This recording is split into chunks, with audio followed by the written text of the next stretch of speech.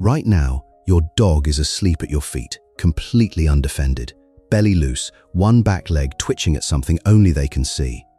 And that is the closest an animal ever comes to saying, "I trust you with my life." You call it cute, and you are not wrong. But this is not really about how much your dog loves you. It is about how safe your dog has decided you are, safe enough to finally stop standing guard. Because an animal only comes apart like this in one place, besides the one it has quietly appointed to keep watch, so it does not have to. You have stepped over that sleeping shape 1,000 times. Tonight, you are going to read it. There are 7 of these quiet signals, and most owners miss every single one, especially number 4, which happens only when you are not even in the room, and your dog's brain lights up anyway. Number 1. Your dog grooms and settles right up against you. You think it is laziness, the slow lick of a paw, the heavy flop against your leg. It looks like a dog with nothing better to do, and it is the opposite of idle. Here is what is actually happening. When a dog grooms itself, its guard comes down. Attention turns inward, reactions slow, the world goes soft at the edges. A dog mid-groom is not scanning the doorway, not tracking the sounds outside, so a wary dog does not do this just anywhere. It saves it for the one spot that feels secure. Researchers who study the dog and owner bond describe you as a secure base, the way a small child treats a parent. With you in the room, your dog is braver, ranges further, explores more, and keeps drifting back to check that you are still there. Grooming against you is that safe base, made visible. And this is not the fast, anxious licking of a stressed dog, the kind that repeats and cannot settle. This is slow, unhurried, a dog winding down, not winding up. Picture it. You sink onto the couch after a long day, and within a minute they are there, washing one paw against your thigh, eyes half closed, in no hurry to be anywhere else. Or they start grooming your sleeve, your hand, whatever part of you is nearest, and simply fold that into their own routine. Then they circle once, let out a long sigh, and lean their whole warm weight into your shin. They did not pick the safest room in the house. They picked you. Number 2. Your dog does not tense up when you walk past their food. The trust here is a strange one, because it is not something your dog does. It is something they have stopped doing. Here is the mechanism. Guarding what you value is a completely normal instinct in a dog. Food, a good bone, some treasure they found on a walk. The wiring says protect it, because for most of a dog's history, a resource lost was a meal missed, and guarding was cheap insurance against going hungry. You can see the program run in the body first.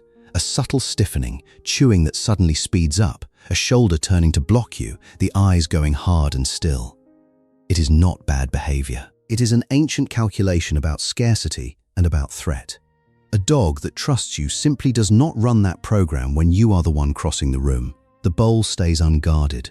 The bone stays soft in their jaw. You have not been filed under threat to the thing I love. You have been filed under safe. And here is the part that should land. They may still stiffen for a stranger or for another dog and choose not to for you. That is not a dog with no instinct. That is a dog making an exception, and the exception is you. So watch for it tonight. You walk past them mid-meal, close enough to touch, and nothing changes.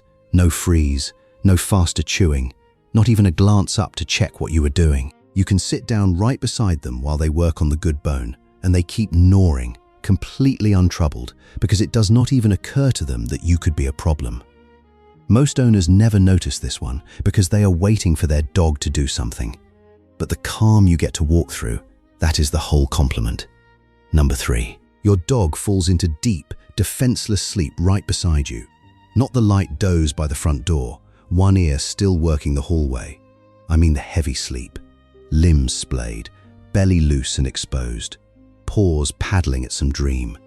The kind of sleep it takes 3 tries to wake them out of. Here is why that matters more than it looks. Dogs cycle through sleep the way we do, down into deep, dreaming sleep and back up toward the surface. And when a dog is unsure of its surroundings, it never fully commits.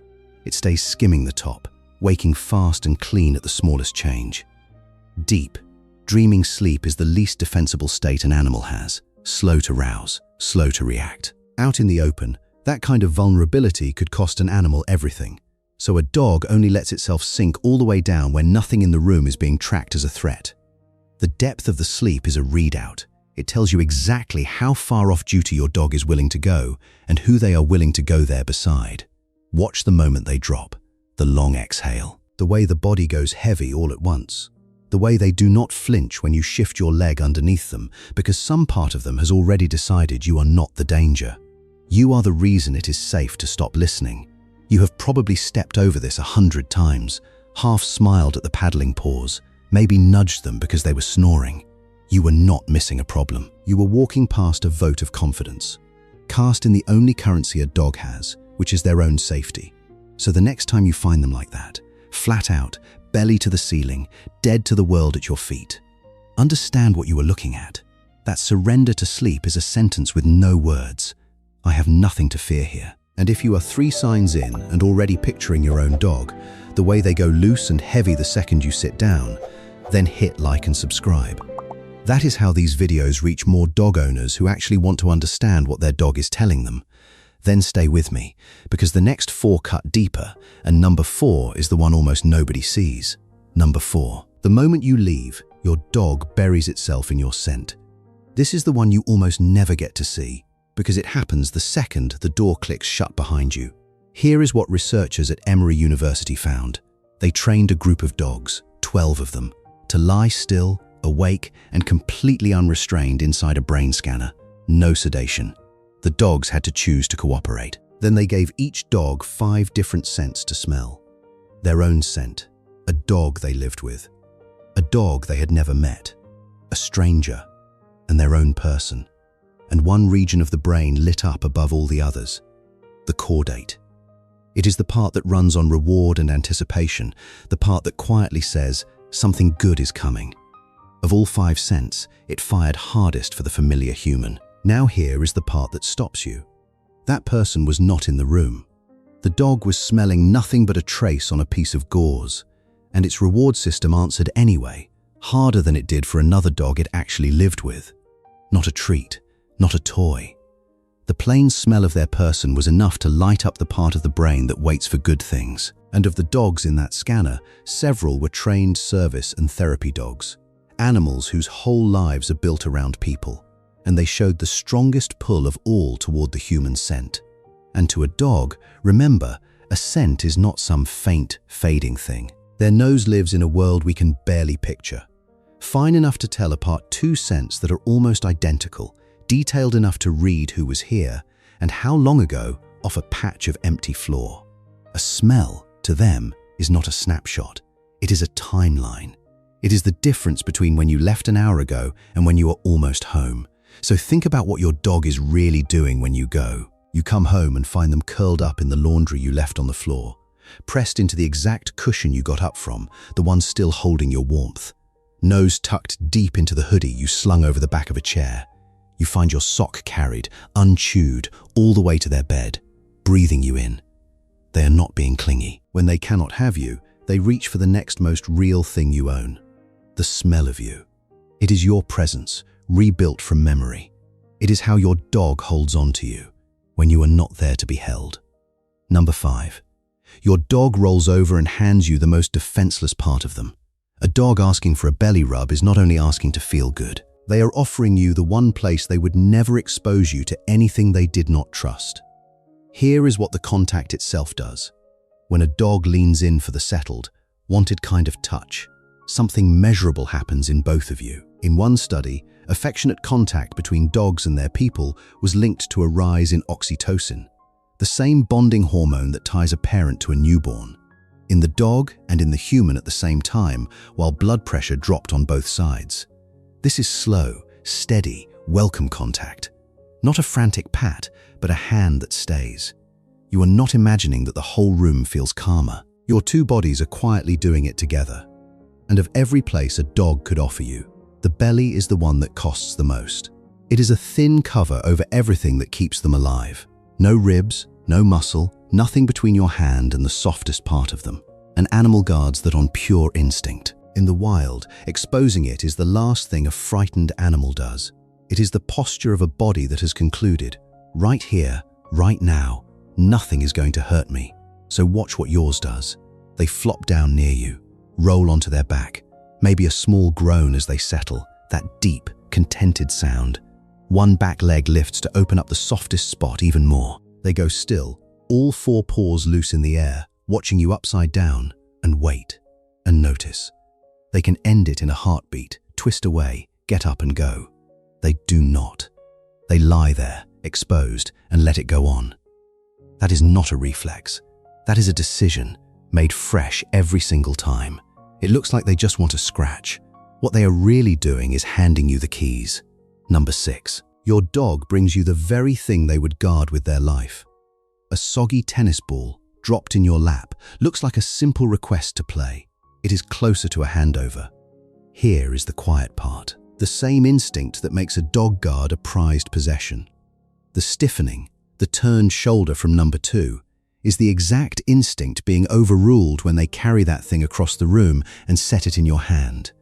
Carrying a treasure to a trusted partner instead of hoarding it in a corner is a deeply social act. They are not defending the object, they are surrendering it to you on purpose. And notice when they do it. They bring it the moment you walk through the door, before you have even set your bag down. They bring it when they are so happy they do not quite know what to do with themselves, and the toy becomes a thing to hold up and share. The object is never really the point. The giving is the point. And it is almost always their most ridiculous, most beloved thing. The half-destroyed squeaky toy with the stuffing coming out. That one specific stick from the yard, delivered with total seriousness, placed, pointedly, right into your open palm, and then they watch your face, waiting to see what you make of it, because your reaction is the whole point of the gift. It is damp, it is a little absurd, and it means exactly one thing. This matters to me. So now it is yours. Number 7. When you are the one falling apart, your dog brings you their whole body. You did not call them. You just went quiet. Your shoulders dropped, your breathing changed, and they were already crossing the room before you noticed you needed them to. Here is what makes that possible. Your body leaks your emotional state into the air, whether you want it to or not. Researchers at the University of Naples collected sweat from people in 2 states. One afraid, one happy, and let dogs smell it. The dogs had never met these people. They had no face to read, no voice, no story. And still, the fear scent changed how they behaved. More signs of stress, and more turning toward their own owner for reassurance, as if the fear in the air made them want their person closer. The happy scent left them looser, calmer, more willing to approach a stranger. Your dog is reading a chemistry book you cannot even smell. We call it emotional contagion. Their inner weather quietly shifting to match yours. Not a mind trick, not mind reading. One body answering another. But the smelling is only half of it. What they do with that red is the part that lands. They close the distance. They lower their own energy to meet yours. No bouncing, no demands, no toy. And then they press in. A shoulder against your leg, a chin lowered onto your knee, a warm weight leaning into you. And they stay. You know the moments. The bad phone call you take while standing in the kitchen. The night you sit down on the edge of the bed and cannot quite make yourself get up. Somewhere in the middle of it, without a sound, there is a warm head resting on your foot or a body pressed the full length of your leg. And it was there before you even thought to want it. They know the tone of your voice before they know the words. They know the silence that is the wrong kind of silence. They know which stillness in you means stay close. It is not the tidy comfort of someone trying to fix you. It is older than that and simpler. There is no fixing in it and no performance, only company. It is the animal beside you who has decided that when you come apart, their only job is to be there and not to leave until you have come back. In the moment you have the very least to give, they choose you anyway. That is the whole vow. I trust you with my life, finally spoken back to you in the only language your dog has ever had. So let us bring it home. 7 quiet signals. The grooming against your leg. The food they never think to guard from you. The deep, dead-to-the-world sleep. The scent of you they hold on to when you are gone. The soft belly offered up. The treasured toy was handed over. And the whole body that shows up the moment you break. Every one of them is a small thing you have half noticed for years and never fully read. And here is what ties them all together. The ordinary hours you give your dog. The sitting near them. The being there. The nothing in particular of a regular evening. That is exactly what they are answering. not the grand gestures.